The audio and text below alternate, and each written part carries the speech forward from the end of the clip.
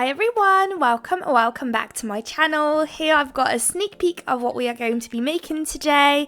We are going to create a bluey icy set with some snowflakes and some sweater nails. So I've got a light blue and a dark blue.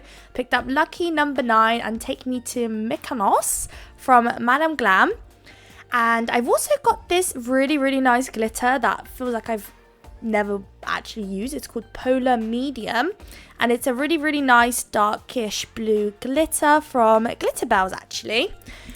So when it comes to the glitter, it's only one sized shaped glitter, and ideally if you have a bit of a mix of different like hex, that would be even better than what I had. But I seem to not have had well, I mean, I do have a lot of glitters, as you'll probably know, but I didn't have a glitter where it's a mix of different hex sizes, but kind of still keeping on the smaller side. I had quite a lot of big hex mixed with little hex, and I needed almost like a medium to small mix, and unfortunately I didn't have that, so I ended up just having to go with the one size. I still feel like it didn't come out that bad, to be honest, but if you do have that medium to small to very small a glitter mix, it'd be so much better. Trust me guys, you see in a moment, well later on in the video, what I mean by that, because we're only going to place it on the corners, so the smaller you can have it the better, but I feel like having different sizes will create a really cool effect.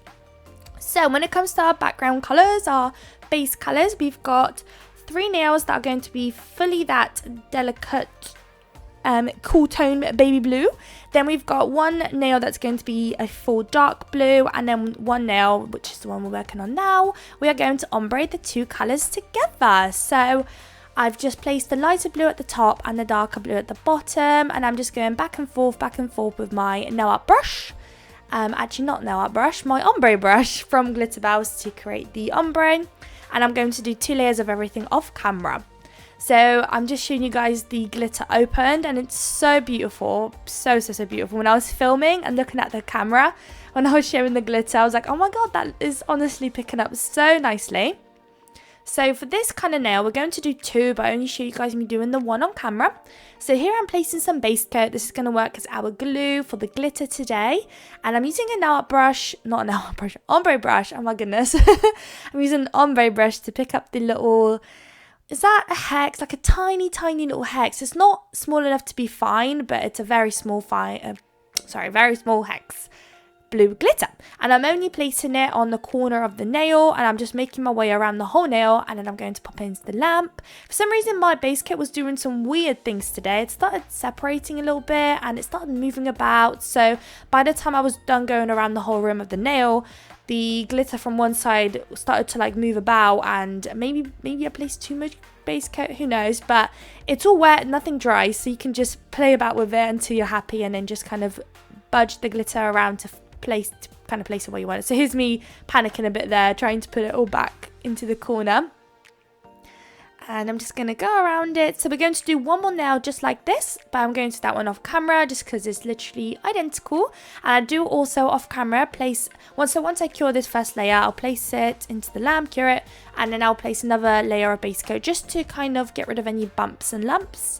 And I'll cure that. And now it's time to matte the nails. And it's so funny to be matting nails where they're basically so bad, because usually top coating is when you're done with your nail design, but majority of our design today is either going to be a sweater look, which you do always after doing your matte top coat or glitter top coat, depending which one you're doing. And we're also going to do some snowflakes, but we're going to use the Glitter Bells Unbelievable Gel, which cures tack free, which is exactly what I wanted. So the snowflakes are going to look very shiny and bright and sparkly, whilst the background is going to be matte. So it's going to make these snowflakes pop even more. So I'm just going to finish up with the top coat. The top coat I'm using today is from Nail Nails. It's the matte top coat. I'm running a little bit low now, as you can see, because I had to place the bottle on the table, like laying down, to get the last little bits out.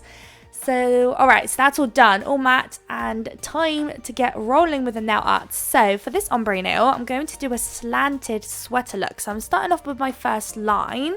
And this line you can place wherever you want. I kind of wanted to leave a fair bit of space at the bottom because we're going to do a snowflake there. And now, just above the line that we've created, I'm going to do these zigzaggy lines.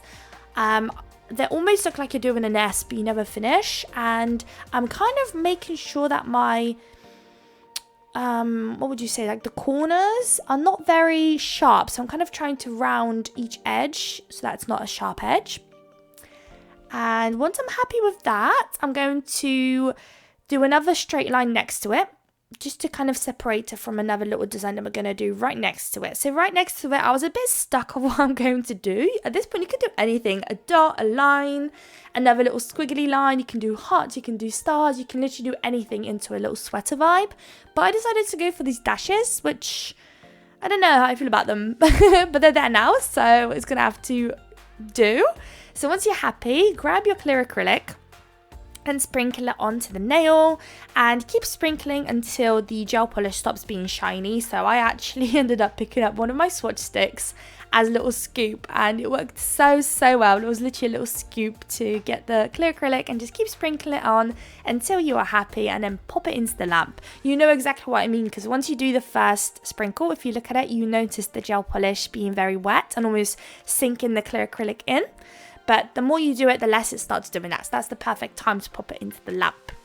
So whilst that is curing, we're going to work on our next and final sweater nail look. So we're going in with that dark blue nail, and we're doing a straight line, or as straight as you possibly can make it, around the center of the nail from the top to the bottom.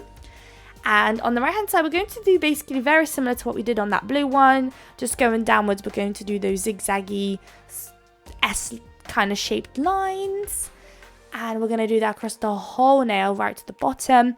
Usually when doing sweater nails, I like to use a bit more gel polish than I usually would. I quite like, I've noticed that if you do a bit more gel polish, I can make the lines maybe thicker, or just more gel polish.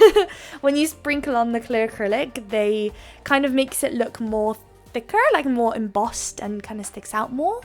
So sometimes I like to pick up a bit more gel polish and do a thicker line or something, just to make it look a bit more 3D looking. So we are finishing up with this one. I really like this nail, although I feel like on a darker background, the sweater look doesn't really pop as much as it did on the lighter blue.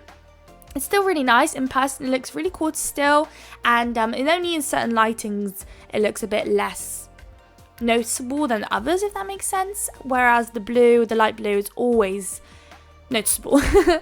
So, right, we've got the sweater nails done. So now we can work on our snowflakes and little dots and everything that we're going to do. So once again, I'm only going to be doing this one nail, and the other glittery nail is going to be done off camera, but we're going to switch it around. So for this nail, we're doing a big snowflake right at the top of the nail, and on the other nail, we're going to do it right at the bottom of the nail.